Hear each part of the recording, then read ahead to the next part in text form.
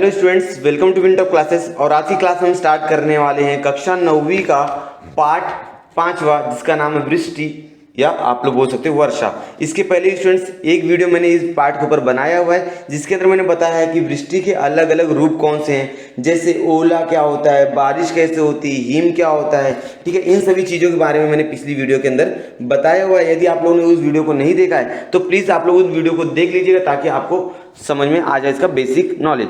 तो आज की क्लास हम देखने वाले स्टूडेंट्स वर्षा किसे कहते हैं और वर्षा होती कैसे है, और वर्षा के अलग अलग रूप कौन कौन से, कितने प्रकार की वर्षा होती है। आरोही वर्षा होती है, प्रतिरोधी प्रकार की वर्षा होती है, चक्रवाती वर्षा होती है।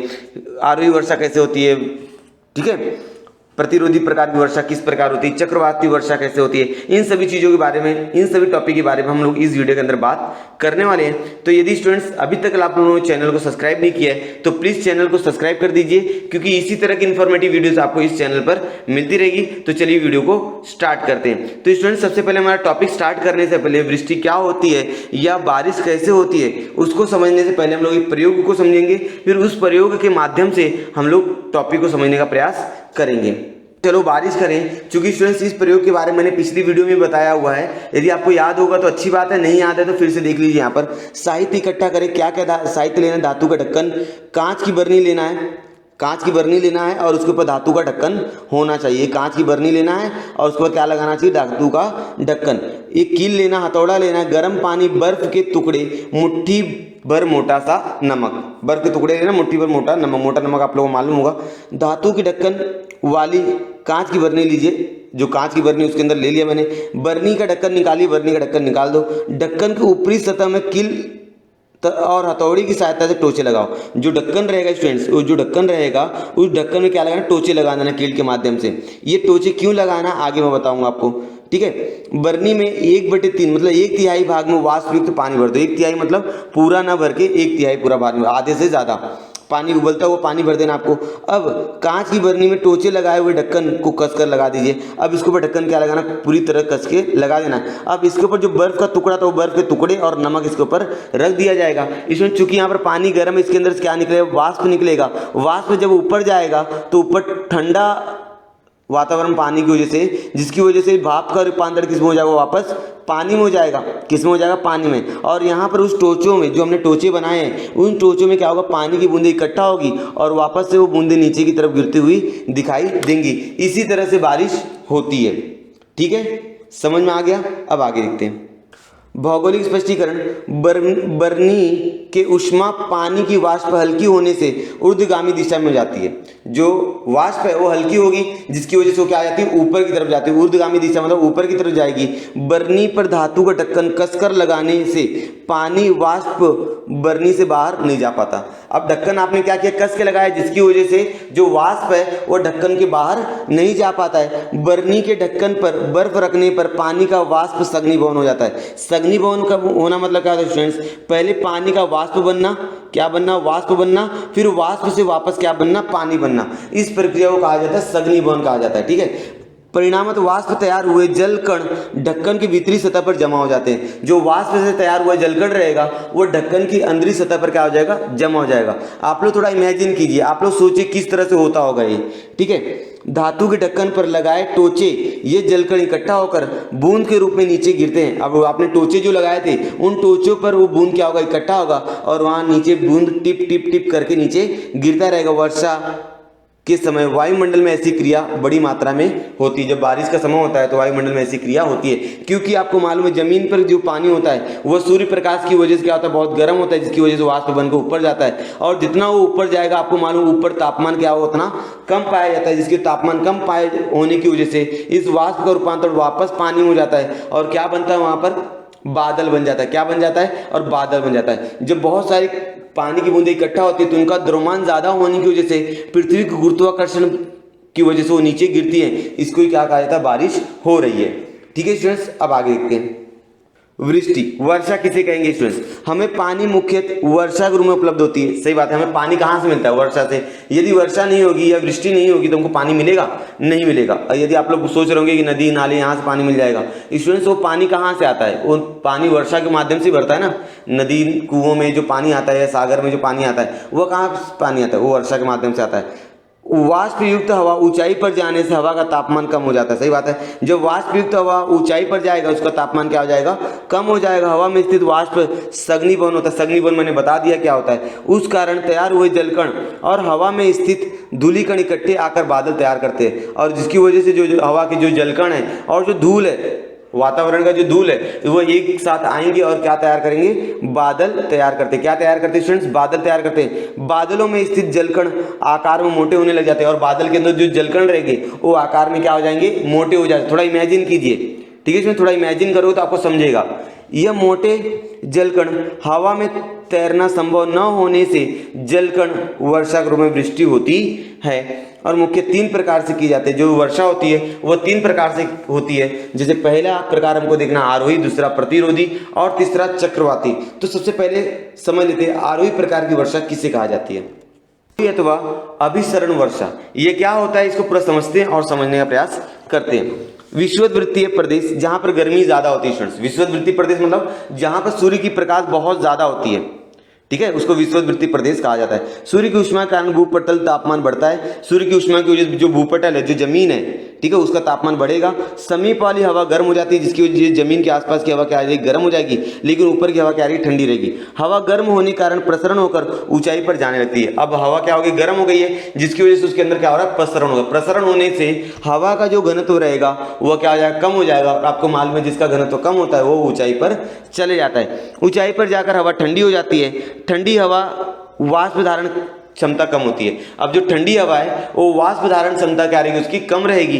अब इसलिए हवा में स्थित वाष्प का सघनीभवन होता है। इसलिए हवा में जो वाष्प है उसका क्या होगा, सघनीभवन होगा, और जलकण तैयार होते हैं, और इससे वर्षा होती है, और इसके माध्यम से क्या हो जाती है, वर्षा होती रहती है। विषुववृत्तीय प्रदेश मैंने बताया, विषुववृत्तीय प्रदेश मतलब जहां पर गर्मी ज्यादा होती है, सूर्य प्रकाश ज्यादा उपलब्ध होते हैं। ऐसी वर्षा सामान्यतः प्रतिदिन दोपहर के बाद होती है। जो आरोही प्रकार की वर्षा होती है स्टूडेंट्स, वह कहाँ पाई जाती है, विषुववृत्तीय प्रदेशों में पाई जाती है। और ये जो वर्षा होती है ये सामान्यतः दोपहर के बाद दिखाई देती है, क्योंकि इसके अंदर जो भूपटल रहेगा वो बहुत गर्म हो जाएगा, और भूपटल के आसपास की जो हवा रहेगी वो गर्म हो जाएगी। अब जैसी हवा ऊपर जाएगी तो इसका तापमान कम हो जाएगा, और तापमान कम होने की वजह से इसकी जो वाष्प धारण क्षमता है वह कम हो जाएगी, और ठंडी हवा की वाष्प धारण क्षमता कम होने की वजह से उसका क्या हो जाएगा, सघनीभवन होगा, और सघनीभवन होने के बाद वह बारिश नीचे होगी।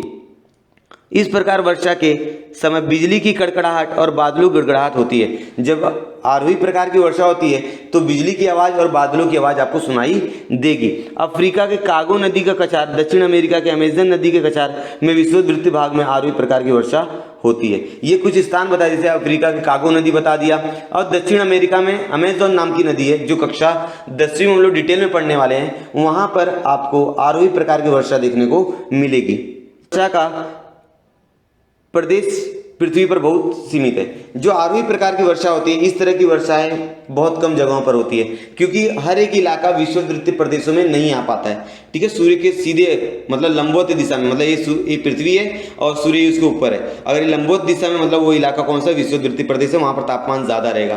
तापमान ज्यादा होने की वहां पर वाष्पीभवन ज्यादा होगा, और वाष्पीभवन का जो घनत्व रहेगा वो कम रहेगा, जिसकी वजह से ऊपर जाएगा। जब ऊपर जाएगा तापमान कम हो जाएगा, और जब तापमान कम हो जाएगा तो उसका बारिश होगा। ठीक है, यहां तो समझ में आ गया। चलिए अगला प्रकार देख लेते हैं, प्रतिरोधी प्रकार की वर्षा। अगला प्रकार है वर्षा का प्रतिरोधी प्रकार की वर्षा। इसमें क्या होता है स्टूडेंट्स, जो इलाके समुद्र और विशाल महासागर, मतलब जो इलाका समुद्र के किनारे या तो विशाल महासागर के किनारे आते हैं, तो वहां पर क्या होगा, वहां पर इस प्रकार की वर्षा होती है, प्रतिरोधी प्रकार की वर्षा होती है। पवन वाष्पयुक्त होते हैं, उनके मार्ग में आने वाले ऊंची पर्वत श्रृंखलाओं द्वारा हवा रोक ली जाती है। स्टूडेंट्स यहाँ पर क्या है, ये अरब सागर है, ये अरब सागर से यहाँ पर वाष्पीभवन हुआ है सूर्य की वजह से। ठीक है, वाष्पीभवन होकर यहाँ पर बादल निर्माण हुआ है। चूंकि यहाँ पर सादरी पर्वत आ गए जिसकी ऊंचाई बहुत ज्यादा है, तो ये बादल को अभी ये ऊंचाई पर जाना पड़ेगा। क्या करना पड़ेगा, ऊंचाई पर जाना पड़ेगा। अब चूंकि स्टूडेंट जब ये ऊंचाई पर जाएगा तो बादल और ठंडा हो जाएगा, जिसकी वजह से इसकी वाष्प धारण क्षमता जो है वह कम हो जाएगी, और इस बादल में जितना भी पानी रहेगा वह पूरा का पूरा पानी इस पठार के, ये पर्वत के इसी ओर क्या हो जाएगा, गिर जाएगा। इसे कहा जाएगा प्रतिरोधी प्रकार की वर्षा। और पर्वत के उस तरफ, मतलब उस पहाड़ के उस तरफ वृष्टि छाया का प्रदेश निर्माण हो जाएगा, मतलब वहां पर बारिश नहीं होगी, या तो बोल सकते हो ना के बराबर बारिश होगी। क्योंकि बारिश क्या होगी, यहीं पर होगी। क्यों यहाँ पर हुई, क्योंकि यहाँ पर सह्याद्री पर्वत आ गया, अलग अलग पर्वत श्रृंखलाएं आ जाएंगी, जिसकी वजह से वह बादल को अधिक ऊंचाई पर जाना पड़ेगा। जब अधिक ऊंचाई पर जाएगा तो उसकी जो वाष्प धारण क्षमता रहेगी स्टूडेंट्स, वाष्प को पकड़ के रखने की जो क्षमता रहेगी वह कम हो जाएगी और पूरी की पूरी बारिश वही इलाके में हो जाएगी। इसको कहा जाता है प्रतिरोधी प्रकार की वर्षा। ठीक है, परिणामत इन पवनों का तापमान कम हो जाता है और स्थित वाष्प का घनीभवन होकर वर्षा होती है। और जो वाष्प है उसका सघनीभवन होगा, घनीभवन होगा और बाद में क्या होगी, वर्षा होगी। पर्वत श्रृंखलाओं की रुकावटों के कारण, अब बीच में क्या आ गया, पर्वत श्रृंखला आ गई थी, यहाँ पर अरब सागर था, बीच में पर्वत आ गया था। रुकावटों के कारण इस प्रकार की वर्षा होती है। पर्वत पवन के भाग में अधिक प्रमाण वर्षा होती है, मतलब जो पर्वतीय हिस्सा रहेगा वहां पर ज्यादा मात्रा में वर्षा होती है। पर्वत लांघने, मतलब जब पर्वत लांघ लेंगे, मतलब जो वो बादल है जब वो पर्वत को पार कर लेगा तो स्थित वाष्प की मात्रा कम हो जाएगी, उसके अंदर जो वाष्प रहेगा वो बहुत कम हो जाएगा। उसी प्रकार हवा की वाष्प धारण क्षमता बढ़ती है। पवन के विपरीत दिशा बाजू में वाष्प का प्रमाण, वर्षा का प्रमाण कम होता है। ठीक है, यहाँ तक समझ में आया। पवन की विपरीत दिशा में जो बाजू में वो जो वर्षा है वहां पर प्रमाण कम रहेगा। इसी प्रकार यह प्रदेश वृष्टि छाया का प्रदेश आता है जहां पर वर्षा कम होती है, पवन के उस तरफ, मतलब एक पर्वत है, पर्वत की इस तरफ पूरी प्रतिरोधी प्रकार की वर्षा होगी। अब बादल यहाँ पर जब जाएगा इसके अंदर वाष्प नहीं है, वाष्प न होने की वहां पर बारिश नहीं होगी, जिसको हम लोग बोलेंगे वृष्टि छाया का प्रदेश। ठीक है, अब आगे भारतीय उपमहाद्वीप का विचार करते हुए मौसमी वर्षा का परिमाण अधिक होता है। भारत में मौसमी वर्षा होती है। ठीक है, जैसे भारत में जो वर्षा होती है वह जून के मध्य भाग में स्टार्ट होती है, मतलब 10 या 15 जून से शुरू होती है, वो सितंबर और अक्टूबर, मतलब आखिरी सितंबर तक बारिश यहाँ पर होती है। भारत में कुछ ऐसे इलाके हैं जहाँ पर नवंबर महीने में बारिश होती है, जैसे अगर हम लोग बात करें तो हो जाएगा तमिलनाडु, चेन्नई में नवंबर महीने में बारिश होती है। ठीक है, चेन्नई में क्या होती है, नवंबर महीने में बारिश होती है, जिसको हम लोग कहते हैं वापसी का मानसून। क्योंकि भारत में जो वर्षा होती है वो वर्षा कराने का जिम्मेदार कौन है, मानसून हवाएं, जो हिंद महासागर से आती है, अरब महासागर से, हिंद महासागर से मानसून हवाएं आती है और वो मानसून हवाओं की वजह से भारत में क्या होती है, वर्षा होती है। वह वर्षा जब अरब मतलब सह्याद्री पर्वत को लांघ लेगा, मतलब पार कर लेगा, तो हिमालय की तरफ जाएगा। अब आपको मालूम हिमालय और भी ऊंचा है, जिसकी वजह से वहां पर जो हवाएं हैं वो वापस मुड़ जाती है, जिसकी वजह से चेन्नई में दिसंबर या नवंबर महीने में बारिश होती है, जिसको हम लोग कहते हैं वापसी का मानसून। ठीक है स्टूडेंट्स, यहां तक तो आप लोगों को समझ में आ ही गया होगा। स्टूडेंट्स यहाँ पर आपसे प्रश्न पूछा है महाराष्ट्र में किस प्रकार की वर्षा होती है, तो आप लोग बोलोगे महाराष्ट्र में प्रतिरोधी प्रकार की वर्षा होती है। और उसका कारण क्या है, उसका कारण यही है सह्याद्री पर्वत, और हाँ यही सह्याद्री पर्वत है। और सह्याद्री पर्वत के यहाँ पर जो महाराष्ट्र का पठार है इस इलाके में वर्षा बहुत कम होगी। ठीक है, अब आगे देखते हैं। अगला वर्षा का प्रकार है चक्रवाती वर्षा। चक्रवाती वर्षा में क्या होता है स्टूडेंट्स, ये हवाएं एक दूसरे को गोल एकदम राउंड हो जाएंगी, गोलाकार बना लेंगी और बीच के भाग में होते हुए वो बहुत ऊंचाई तक जाएंगी और जहां जहां पर जाएंगे ये लोग वहां पर वर्षा होगी। इस तरह की हवाएं में क्या होती है, ये हवाएं जहां जहां पर जाएंगी बारिश वहीं होगी। तो पढ़ के समझते हैं और ध्यान में आएगा। चक्रवाती वर्षा, चक्रवात अर्थात का तात्पर्य किसी स्थान पर हवा का दबाव आसपास के प्रदेशों की अपेक्षा कम होकर हवा विशिष्ट रचना तैयार करती है। किसी स्थान पर हवा के दबाव की वजह से क्या होता है, आसपास कम होता है, हवा का दबाव क्या होता है, आसपास कम होता है, जिसकी वजह से हवा एक विशिष्ट रचना ले लेती है। यहाँ पर आप रचना देख सकते हो। इन रचना को संबोधन चक्रवात ऐसा करते हैं, इनका जो संबोधन है या जो प्रोनाउंसिएशन है उसको चक्रवात कहा जाएगा। चक्रवात केंद्र की ओर आसपास प्रदेश में हवा चक्राकार पद्धति से आने लगती है। जो हवाएं रहती है वो चक्राकार मतलब गोल गोल गोल गोल गोल गोल घूमकर आने लगती है। केंद्र भाग में स्थित हवा ऊंचाई पर जाने लगती है। केंद्र भाग से क्या होती है, हवा बहुत ऊंचाई पर आपको जाती हुई प्रतीत होगी। ये हवा ऊंचाई पर जाने से उनका तापमान कम हो जाता है। ये हवाएं जितनी ऊंचाई पर जाएगी स्टूडेंट्स, आप सभी को मालूम है, ये जो हवाएं जितनी ऊंचाई पर जाएंगी उनका तापमान उतना कम होगा, और जितना तापमान कम होगा वहां पर क्या होगा, बादल बनेगा और उसका क्या होगा, सघनीभवन हो जाएगा। वाष्प का क्या हो जाएगा, सघनीभवन होगा और वहां पर क्या होगी, बारिश होगी। मतलब ये हवाएं जहां जहां पर जाएंगी बारिश सिर्फ वहीं पर होगी। ठीक है, अब आगे होता है जो हम लोग पढ़ रहे हैं चक्रवाती वर्षा, ये बहुत जगहों पर होता है, भारत के बहुत सारे हिस्सों में होता है। उष्णकटिबंधीय मतलब जहां पर गर्मी ज्यादा होती है होने वाली चक्रवात वर्षा सीमित क्षेत्र पर तूफानी होती है। मतलब जो उष्णकटिबंधीय इलाके आते हैं यहाँ पर चक्रवाती वर्षा बहुत तूफानी आती है। मतलब राजस्थान इलाका बोल सकते हो आप लोग, वो उष्णकटिबंधीय इलाके में आ जाता है। प्रतिरोध प्रकार की वर्षा संसार में अधिक क्षेत्रों में होती है। ठीक है ना, प्रतिरोध प्रकार की जो वर्षा होती है वो संसार में सबसे ज्यादा वर्षा होती है, और सबसे कम जो होती है वो आरोही प्रकार की जो वर्षा होती है वो पूरे विश्व में सबसे कम प्रकार से होती है। ठीक है, आरोही वर्षा ये प्रादेशिक स्वरूप की वर्षा है। प्रादेशिक मतलब किसी किसी प्रदेश में होती है, किसी किसी प्रदेश में नहीं होती है। विषुवत-रेखीय प्रदेश में होने वाली आरोही वर्षा में अधिक निश्चितता होती है। इसकी तुलना में प्रतिरोधी और चक्रवाती वर्षा निश्चितता कम होती है। जो विषुवतीय प्रदेश होते हैं, जो प्रदेश विषुवत रेखा के करीब आते हैं, वहाँ पर चांसेस है कि वहाँ पर आपको आरोही प्रकार की वर्षा देखने को मिलेगी, लेकिन वहाँ पर आपको प्रतिरोधी और चक्रवाती वर्षा बहुत कम देखने को मिल सकती है। इसलिए इस प्रकार वर्षा क्षेत्र में अतिवृष्टि, बाढ़ तो कभी कभी अकाल जैसी समस्याएं निर्माण हो जाती है। ठीक है स्टूडेंट्स, यहाँ तक तो आप लोग को समझ में आ गया होगा। प्रश्न पूछे गए, इन प्रश्नों को उत्तर समझने का प्रयास करते हैं। आकृति 5.7, ये जो आकृति आपको देख रही है विश्व का मानचित्र, इसके अंदर आप 5.7 आकृति नाम है, इसका नंबर है। सावधानी से अध्ययन कीजिए, प्रश्नों को उत्तर लीजिए। कौन से प्रदेश में वर्षा का प्रमाण अधिक है? यदि हम लोग देखें कि जो विषुवत रेखा करीब है, जहां से विषुवत रेखा जा रही है, उसके आसपास का जो इलाका है वहां पर बारिश ज्यादा हो रही है। विषुवत रेखा के करीब वाला इलाका, वहां पर बारिश ज्यादा होती है। भारतीय द्वीपकल्प मध्य भाग में वर्षा कम होने का कारण बताइए। भारत में, ये भारत दिख रहा है आपको, यहाँ पर मध्य भाग में वर्षा कम क्यों होती है? क्योंकि जो सबसे अधिक वर्षा जो होती है वो विषुवत रेखा के कमी होती है, और भारत जो होता है वो विषुवत रेखा के करीब नहीं आ पाता है, जिसकी वजह से मध्य में कर्क रेखा गुजरती है, जिसकी वजह से यहाँ पर मध्य भाग में वर्षा बहुत कम पाई जाती है भारत में। विषुवत रेखा के पास होकर भी अफ्रीका महाद्वीप पूर्व भाग वर्षा कमी का क्या कारण है? यदि हम लोग बात करें अफ्रीका की, किसकी बात करें? अफ्रीका की, तो अफ्रीका का जो पूर्वी इलाका है वहां पर वर्षा कम होती है। पूर्वी इलाका मतलब स्टूडेंट सियाला इलाका, ठीक है।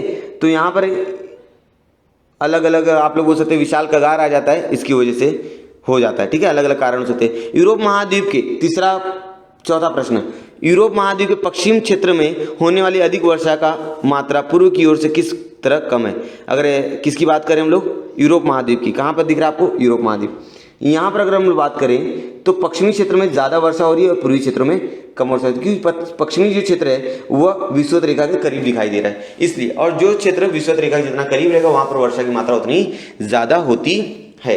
तो स्टूडेंट्स, इस तरह से हमने समझा कि वृष्टि किस प्रकार से होती है, वर्षा किस प्रकार से होती है। वर्षा के 3 रूप देखे हमने, आरोही, प्रतिरोधी प्रकार की वर्षा और चक्रवाती वर्षा। इन तीनों वर्षाओं के बारे में हमको समझा होगा। तो स्टूडेंट्स, यदि आप लोग पूरी वीडियो पसंद आई है तो वीडियो को लाइक कीजिए, अपने दोस्तों के साथ स्टूडेंट वीडियो को शेयर कीजिए। यदि आप लोग ने अभी तक सब्सक्राइब नहीं किया तो प्लीज चैनल को सब्सक्राइब कर दीजिए और बेल आइकॉन प्रेस करके ऑल कर दीजिएगा, ताकि जब भी मैं कोई नई वीडियो अपलोड करूं तो सबसे पहले नोटिफिकेशन आपको मिले और आप सारी वीडियोस देखने से चूके ना। तो स्टूडेंट्स, चलिए मिलते हैं नेक्स्ट वीडियो में, तब तक के लिए धन्यवाद।